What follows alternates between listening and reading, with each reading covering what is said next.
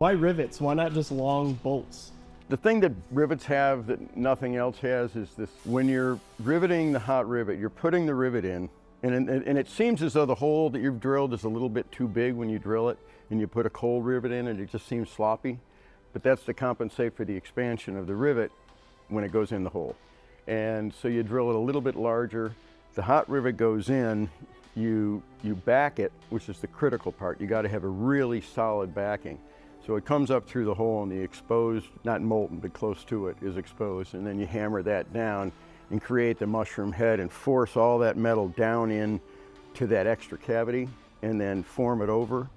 And then the real sweet thing about it is when the metal contracts, it draws it together tighter than any nut and bolt could do. And there's no backing out, there's no the thread loosening.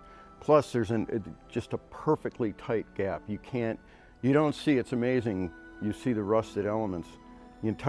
Around the rivet will be perfectly thick metal underneath it, but around it is totally eroded from the weather, but nothing, the rust wouldn't get through there. So it's a fascinating process. Could you tell us a little bit about the 1900 storm and how the lighthouse played a part? There were 125 people that rode the storm out in the lighthouse. And you can't imagine how scary, how loud. As the water rose, people had to keep rising up, 2 by 2 up in the stairwell. The wind would have been deafening, and then the water coming up, and then eventually to the top of the door.